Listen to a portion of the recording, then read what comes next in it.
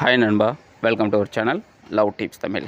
இன்றைக்கி இந்த வீடியோவில் நம்ம எதை பற்றி பேச போகிறோம் அப்படின்னா, எப்படி ஒரு பொண்ணை டாமினேட் பண்ணுறது அப்படிங்கிறத பற்றி தான் பேச போகிறோம். ரீசன் என்ன அப்படின்னா, இன்றைக்கி நிறைய பொண்ணுங்க தான் லவ் பண்ணுற பையன், தனக்கு ரொம்ப பிடிச்ச பையன் தன்னை டாமினேட் பண்ணணும் அப்படின்னு எக்ஸ்பெக்டேஷன் பண்ணுறாங்க. அதாவது எந்த இடத்துல டாமினேட் பண்ணணுமோ அந்த இடத்துல டாமினேட் பண்ணணும், எந்த இடத்துல ஒரு செக்யூரான ஃபீலை கொடுக்கணுமோ அந்த இடத்துல செக்யூரான ஃபீலை கொடுக்கணும்.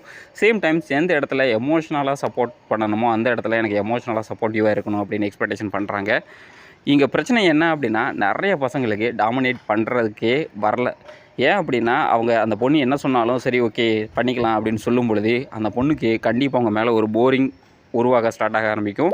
ஸோ முடிஞ்ச அளவுக்கு எந்த இடத்துல டாமினேட் பண்ணணுமோ அந்த இடத்துல டாமினேட் பண்ணும் பொழுது அந்த பொண்ணுங்க இன்னும் உங்கள் மேலே லவ் பண்ண ஆரம்பிப்பாங்க. உங்களுக்கு அந்த பொண்ணுக்கு இடையில இருக்கிற அந்த பாண்டிங் இன்னும் அடுத்த லெவலுக்கு போகும். ஸோ அந்த டாமினேஷன் ஸ்கில்லை எப்படி டெவலப் பண்ணுறது அப்படிங்கிறத பற்றி தான் இந்த வீடியோவில் நம்ம பேச போகிறோம்.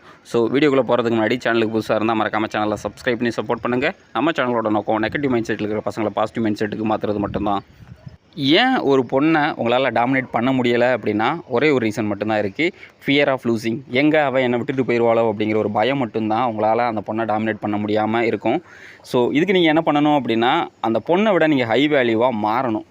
இன்கேஸ் நீங்கள் அந்த பொண்ணு என்னோட ஹை வேல்யூவாக இருக்கா அப்படின்னு ஃபீலாக இருந்துச்சு அப்படின்னா, தயவு செஞ்சு உங்களை இம்ப்ரூவ் பண்ணுங்கள். ஏன் அப்படின்னா, அந்த ஃபியர் ஆஃப் லூசிங்லேயே அந்த பொண்ணு கூட எவ்வளோ நாள் ட்ராவல் பண்ணுவீங்க? ஐயோ என்னோட ஒரு பெட்டரான பையன் வந்தால் அந்த பொண்ணு ஓடிடுவாளோ அப்படிங்கிற பயத்திலேயே உங்களால் எத்தனை நாள் அந்த லைஃப் எடுத்துகிட்டு போக முடியும்? ஸோ அதுக்கு பேசாமல் உங்களை நீங்கள் இம்ப்ரூவே பண்ணிடலாம்ல. திரும்ப சொல்கிறேன், எப்பயுமே பொண்ணுங்களுக்கு ஹை வேல்யூவாக இருக்கிற பையங்களை தான் பிடிக்கும். நம்மளுடைய ஹியூமனோட மென்டாலிட்டியே என்ன அப்படின்னா, ஒரு பெஸ்ட்டான பொருள் நம்ம கூட இருக்கணும் அப்படின்னு தான் எக்ஸ்பெக்டேஷன் பண்ணுவோம். ஸோ பொண்ணுங்களும் அதை தான் எக்ஸ்பெக்டேஷன் பண்ணுவாங்க. ஸோ நீங்கள் பொண்ணுங்களை ப்ளேம் பண்ணக்கூடாது, உங்களை நீங்கள் இம்ப்ரூவ் பண்ணணும். ஸோ முடிஞ்ச அளவுக்கு த ஃபியர் ஆஃப் லூசிங்கை நீங்கள் அவாய்ட் பண்ணணும் அப்படின்னா, நீங்கள் பெஸ்ட்டாக மாறணும். அதுக்கு உங்களுடைய கேரியரில் இல்லை உங்களுடைய எஜுகேஷனில் இல்லை நீங்கள் பணம் அதிகமாக சம்பாதிக்கணும். சேம் டைம்ஸ் உங்களுக்கு நெட்வொர்க்கிங்கும் அதிகமாக இருக்கணும். Number 2, see the wide opportunity. இந்த உலகத்தில் ஒரே ஒரு பொண்ணு மட்டும் கிடையாது, நிறைய பொண்ணுங்க இருக்காங்க. நான் எல்லா பொண்ணுங்களையும் லவ் பண்ணுங்க அப்படின்னு சொல்ல வரல.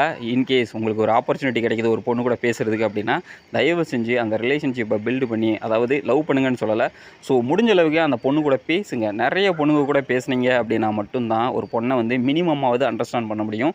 ரெண்டாவது உங்களுடைய லெவல் என்ன அப்படிங்கிறத நீங்கள் அனலைஸ் பண்ணணும் அப்படின்னா, கண்டிப்பாக நிறைய பொண்ணுங்க கூட பேசணும். ஏன் அப்படின்னா, நீ ஒரு பிடிச்ச பொண்ணு கூட பேசிக்கிட்டு இருந்தீங்க அப்படின்னா, அந்த பொண்ணு இனிஷியல் ஸ்டேஜில் இருக்கும்பொழுது உங்கள்கிட்ட இருக்கிற அந்த ஸ்ட்ரென்த்தான விஷயத்தை மட்டும்தான் சொல்லும். அதாவது உங்கள்கிட்ட இருக்க வீக்னஸை சொல்லாது. அதுவே நீங்கள் நிறைய பொண்ணுங்க கூட பேசும்பொழுது கண்டிப்பாக ஏதோ ஒரு பொண்ணு உங்களுடைய வீக்னஸ் என்ன அப்படிங்கிறத கண்டிப்பாக சொல்லிடுவா. ஸோ உங்களால் இம்ப்ரூவ் பண்ண முடியும். அதை விட்டுட்டு நான் ஒரே ஒரு குதிரை மாதிரி, அதாவது குதிரைக்கு கடிவாளம் கட்டி விட்ட மாதிரி ஒரே ஒரு டைரெக்ஷனில் தான் போவீங்க அப்படின்னா, கண்டிப்பாக அந்த பொண்ணை உங்களால் டாமினேட்டே பண்ண முடியாது. ஏன் அப்படின்னா, உங்களுக்கு ஸ்கில்லே டெவலப் ஆகாது. ஸோ அதனால தான் சொல்கிறேன், எல்லா பொண்ணுங்களையும் லவ் பண்ணுங்க அப்படின்னு சொல்லலை. ஸோ முடிஞ்ச அளவுக்கு எல்லா பொண்ணுங்க கூடயும் பேசுறதுக்கான ஆப்பர்ச்சுனிட்டி கிடச்சி அப்படின்னா பேசுங்க. Number 3, always have flexible mindset. நிறைய பசங்கள்கிட்ட இருக்கிற பிரச்சனை என்ன அப்படின்னா, ஃபிக்ஸ்டு மைண்ட் செட்டாக இருப்பாங்க. அதாவது நான் லவ் பண்ணுறேன் அப்படின்னா நீ இப்படி தான் இருக்கணும் அப்படின்னு சொல்லிட்டு பழைய பஞ்சாங்கத்தையே வச்சு உருட்டிக்கிட்டு இருப்பீங்க. அப்படி நீங்கள் உருட்டிக்கிட்டு இருக்கீங்க அப்படின்னா, ஒன்று அந்த பொண்ணு நீங்கள் சொல்கிறத ஃபாலோ பண்ணிவிட்டு வேறு வழி இல்லைன்னு உங்கள் கூட ட்ராவல் பண்ணும்.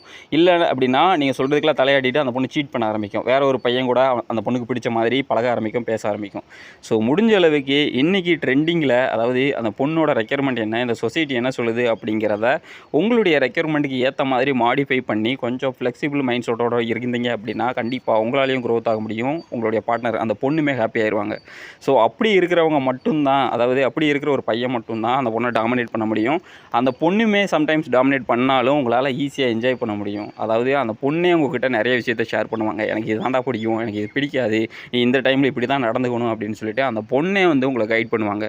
ஸோ முடிஞ்ச அளவுக்கு ஒரு ஃப்ளெக்சிபிள் மைண்ட் செட்டோட ஒரு பொண்ணை அப்ரோச் பண்ணுங்கள். ஃபிக்ஸ்டு மைண்ட் செட்டோட ஒரு பொண்ணை அப்ரோச் பண்ணுறீங்க அப்படின்னா, ஒன்று அந்த பொண்ணு வேறு வழி இல்லைன்னு ட்ராவல் பண்ணும், இல்லை அப்படின்னா கண்டிப்பாக சீட் பண்ணிவிட்டு ஒரு நாள் உங்களை விட்டுட்டு போயிடும். நம்பர் 4, நான் ரியாக்டிவ். அதாவது ஒரு பையனோட அந்த ஹை வேல்யூ அப்படிங்கிறத டிசைட் பண்ணுறதுல இந்த நான் ரியாக்டிவ் அப்படிங்கிற, அதாவது சைலன்ஸ் அப்படிங்கிறது ரொம்ப மிகப்பெரிய ரோல் ப்ளே பண்ணும். நீங்கள் ஒரு விஷயத்தை ரியாக்ட் பண்ணலை அப்படின்னாவே அது ஒரு டாமினேஷன் மாதிரி தான். அதாவது ஒரு பொண்ணு உங்கள்கிட்ட உங்களுக்கு பிடிக்காத ஒரு விஷயத்தை சொல்கிறாங்க அப்படின்னா, பார்த்துக்கலாம் அப்படின்னு சொல்லிட்டு நீங்கள் எதுவுமே ரியாக்ட் பண்ணலை அப்படின்னா, அந்த பொண்ணுக்கு ஆட்டோமேட்டிக்காக ஒரு இன்செக்யூரிட்டி உருவாகும். என்ன, ஒரு வேளை இவனுக்கு பிடிக்கலையோ, ஒரு வேளை பேச மாட்டானோ அப்படிங்கிற ஒரு பயம் உருவாகும். ஸோ எல்லா விஷயத்துக்குமே தயவு செஞ்சு ரியாக்ட் பண்ணணும் அப்படின்னு எதிர்பார்க்காதீங்க. ரியாக்ஷனும் கொடுக்காதீங்க.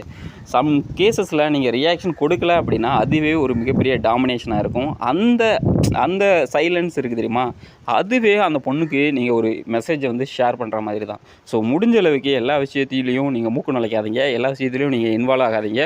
உங்களை தேடி ஒரு பிரச்சனை வருது அப்படின்னா அந்த பிரச்சனைக்கு ரியாக்ஷன் கொடுக்கணுமா வேணாமா அப்படிங்கிறத டிசைட் பண்ணுங்கள். அதை விட்டுட்டு எல்லா இன்ஃபர்மேஷனையும் நீங்கள் வாலண்டியராக கொடுக்குறீங்க அப்படின்னா கண்டிப்பாக அந்த பொண்ணு உங்களை வந்து சரியான சாம்பாராக இருப்பானோ அப்படின்னு தான் சொல்லுவாங்க. ஏன் அப்படின்னா எல்லா பிரச்சனையும் நீங்கள் ரியாக்ட் பண்ணீங்க அப்படின்னா எல்லா பிரச்சனையும் சக்ஸஸ்ஃபுல்லாக ஒரு சொல்யூஷனை கொடுக்க முடியும் அப்படிங்கிறது கிடையாது. நிறைய இடத்துல சொதப்பி உங்களை நீங்களே கெடுத்துக்குவீங்க.